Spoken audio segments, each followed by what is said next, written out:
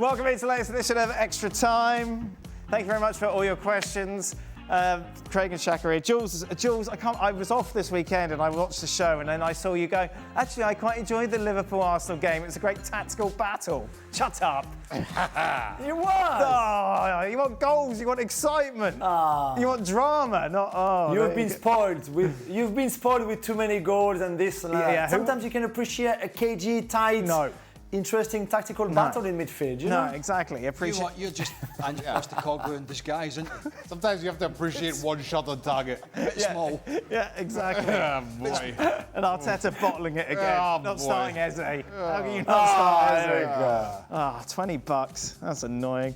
Who has the strongest squad now, Arsenal or Liverpool? Craig? Well,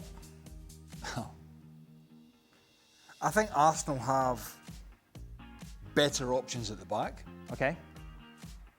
I think they're stronger there. With it, I don't know. It's close. Yeah. I think you have.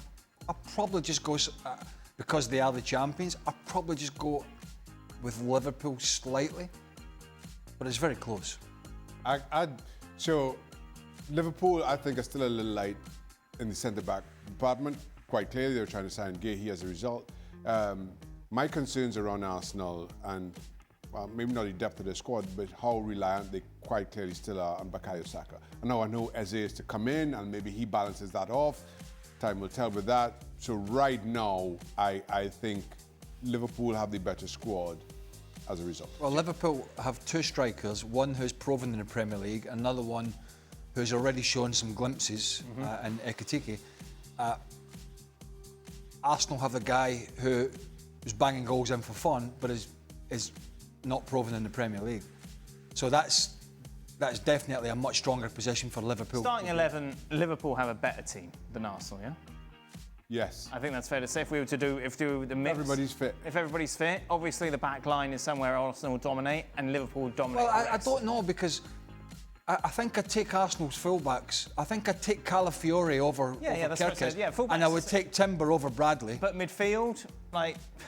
Well, I'm taking Rice. I think Rice goes into Liverpool So side. you've got Gravenberch there as well. Yeah. McAllister. Yeah. And then up top, if we're going 4-3-3, you're going to have Isak every day. You're going to have Salah every day. And I'm having Saka. It's a very... honestly, they are two very good squads that are leaving the managers, particularly Mikel Arteta, with very little room to manoeuvre. Obviously, Slot's got money in the bank because he had this success last year that nobody thought would come as quick as it did.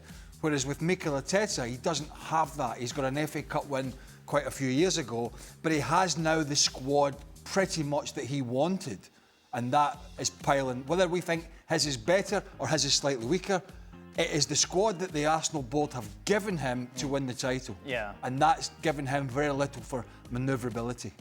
Jules, obviously the quote you discussed yesterday where he said, look, in this sort of game, you're going to either win it or lose it two ways, basically. Something special happens or someone makes an individual error, and Szoboszlai's free kick was that something special. But surely as a manager, you can change the narrative of that. It doesn't have to be that way. And Arteta needed to do that, didn't he? More yesterday than he actually did. Yeah, maybe. We explained, I think, well yesterday in the sense that they cancelled each other out because they just wanted to win that midfield battle and be quite cautious. Liverpool had considered quite a lot of goals since the start of the season. Arsenal are very good defensively, but they also lost Saliba, which probably added a little bit of like, let's not do anything crazy here and leave them some space, because Mosquera, I just never played that much time in the... I know he came on against Leeds, but never played that much time before, since or any time in the Premier League. So that was the matchup really, because you can also say that Slot, I know they won the game, but they did nothing going forward with the ball either. So and they were at home. At least Arsenal were away from home. So if you blame Arteta for not being adventurous enough with the ball, then we need to do the same for Slot, because Slot had, Wirtz and Salah. It's not like if Saka was missing for Arsenal, Salah was there, and Ekitike was there, and Gakpo was there, and Wirtz was there for Liverpool, and they did nothing. So it's the same for both managers. I think both would have taken a draw, whether it was 0-0, like it would look like it would have been for 80 minutes, or even 1-1 or whatever. I think they were just ready to cancel each other out and be happy with that. One more thing, because I was on my own yesterday thinking about lots You of do things. seem a bit bored. I know, exactly.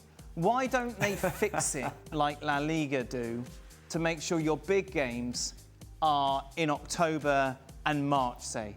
Because this game being so early on, when it comes to entertainment, was always going to be a little bit diluted because we're at this stage of the season. Was it always going to be a little, well, to that point? Don't you think? No, well, Because before we get to the fixture list, this is who Arsenal and Arteta have been for some time against teams in the top 6. No, to Arteta's credit, his record against the top 6 is very, very good indeed. Probably the best of those top 6 against each other over the last couple of seasons.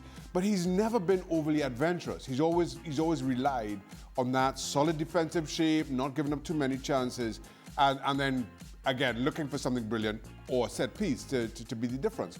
That's not where Arsenal came unstuck last season. Last season was just too many draws against teams lower down the table. So this result, while it's the third game of the season, or certainly this performance, didn't come as anything of a surprise to me. I think you've seen this from Arsenal time and time again, whether it's in August or in January. So for the fixture, it doesn't matter when it is? No. How many times have we sat here and spoken about top 6 games? I didn't realise the Liga do that. I mean, is it the Real Madrid, the Clasico is generally October, halfway through the first half of the season. April or something. So, Exactly. I don't really think it makes... I get why they do that. I don't think it makes that much difference. Because you always say, like, it takes 3 or 4 games to really get yourself going for the season. So surely as a Premier League...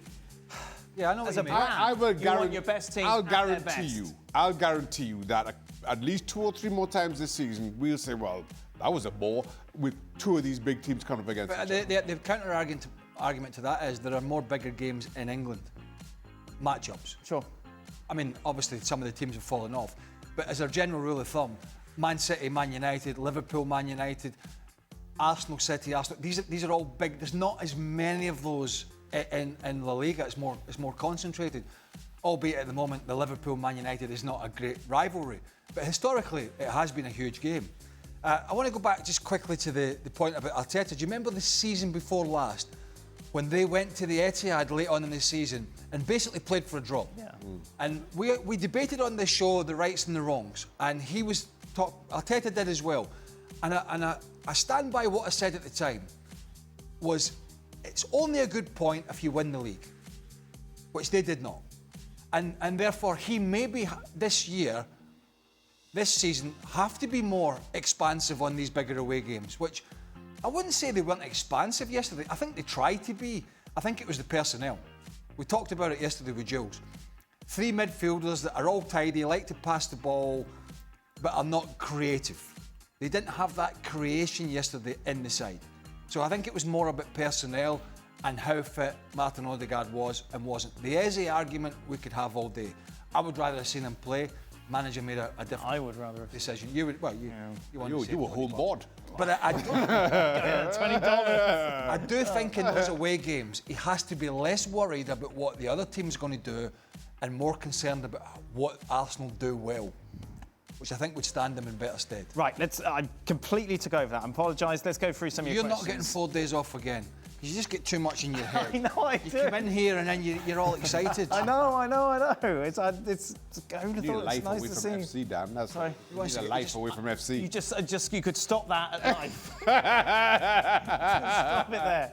Right, Shaka, if you were part of the Palace dressing room, do you start giving some banter to Guehi right when he walks into the training session tomorrow, or is it too raw? Nah, he's going to walk away in a year's time on a bundle. Right. You make friends quick. Ask for a loan so you can get a loan next year. Craig, what do you make of Manchester City's transfer strategy? They signed 3 goalkeepers, but no right back or a defensive left back. Strange. I think we talked about that. Yes. Yeah, it's a slightly incoherent strategy.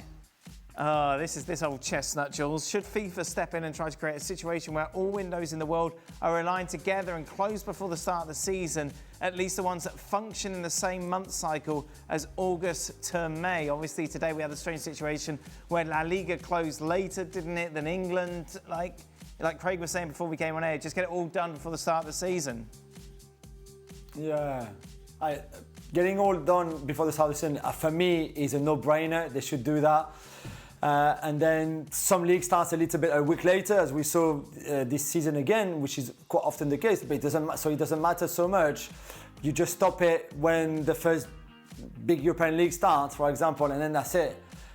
It's difficult to do for the whole world, obviously, for obvious reasons. Even for leagues that start at different time or have already started and things like that. But I certainly think that you should not be able to sign players when you're already 3 games into the season.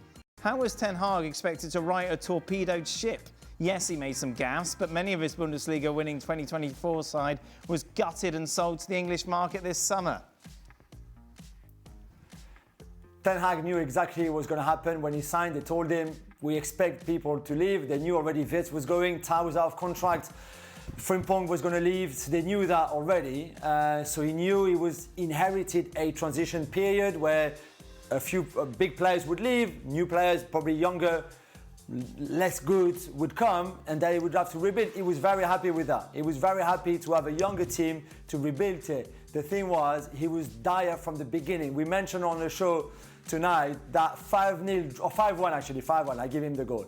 5-1 drubbing by the Botafogo under 20 or in the first friendly in pre-season, which was a shocker. And the rest was shocking. The start of the season has been shocking. They were battered by Hoffenheim in the first game of the season. This weekend they were 3-1 up with 11 men against 10 against Werder Bremen, who are not very good. They conceded 2 goals to draw 3-3. It was a shambles. And he's shambolic. He was a shambles.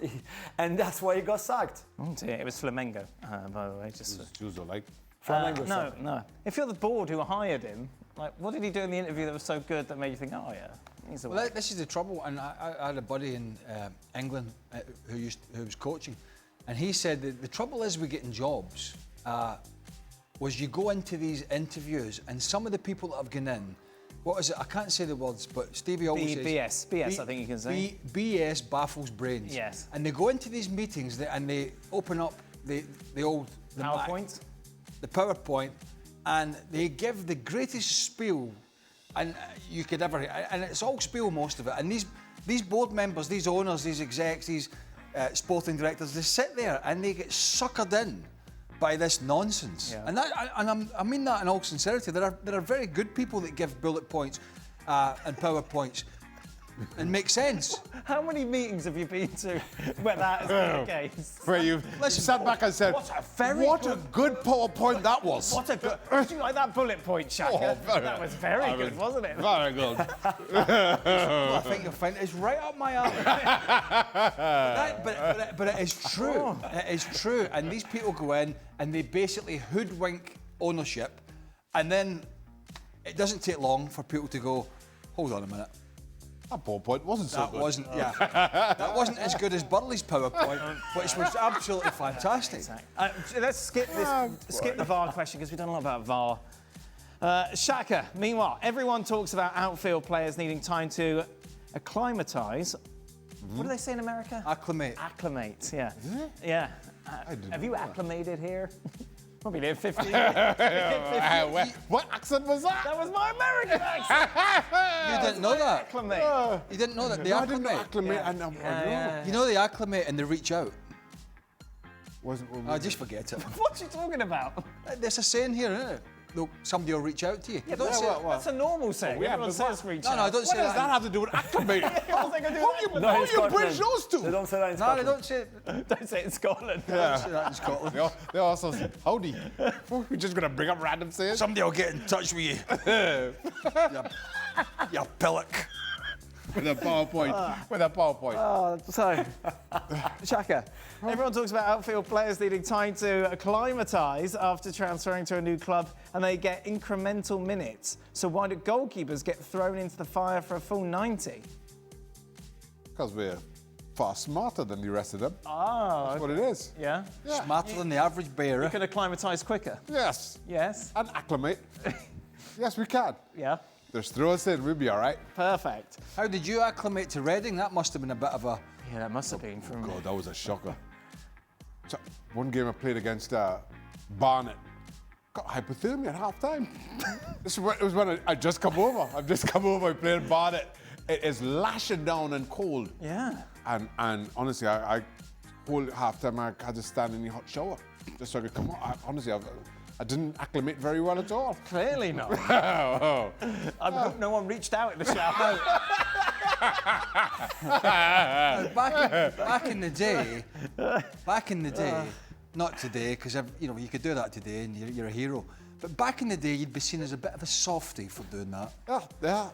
So did you get any stick from the lads or the manager? No, we won the game 1-0. Kept the clean sheet. There you go. It was honestly, it was a shambles. It was so funny. Final question, AI. Someone's at Grok. Can you ask him a smart question for me? This is for Craig. Sure, he's a smart one for Craig. With the 2025-26 season underway, how do you think AI-driven analytics are reshaping scouting and player development in top leagues? Well, He's gone serious for this. Reach out to the bullet points. Just happens. I've got a PowerPoint presentation. no. He feels like he's going to be judged by Grok. There is no doubt that there are clubs, like particularly Liverpool, I think Brentford, and there are others, have used a scenario where a lot of the signings are not just driven by the naked eye, but by stats. By, how many games a player plays, how many minutes he plays, how often he's injured, how much ground What about he covers. AI-driven analytics? Not just analytics, but AI. All analytics nowadays is AI driven. I haven't quite finished my artificial intelligence course yet. Okay. I'm working on it. How's that So I have going? no idea about that. I can only tell you clubs use He's got analytics. through the artificial as he rests he's There you struggling are. with. Jules, international break. I assume there's a holiday on the horizon, knowing you? Oh, that's so bad. No, and you know what? I wish I could have 4 days off like you sometimes, but I can't. Well, I'm very ill. Jules, you've got to remember that. Bit of a You've got to look deflection after there. Jules didn't answer. There's no chance Jules is on every single game in Jules Junior International. Jules is everywhere. He deflected there. Well done, Jules. That's not true. I am. Yeah. I'm actually at the stage where I'm thinking there's nothing wrong with you. I'm just using it. You're on this sympathy train and you can't get off. You've made the call. You've told everybody. Right. And now you just can't get off You the keep train. showing up. And now you're going to have to just go in and get it done for the sake of it. It's fine. What you're just get it done, or else they're going to find out. Listen, I Take lied. it out and put it back in. Or just do some scars. Listen, I told them I lied to them, so just give me a transplant anyway. Just sort it out. About time though, it can't be long. Take some pictures. That is it. That brings us to the end of today's show. International break. Oh boy. Good time for a new liver, actually. We'll be back tomorrow.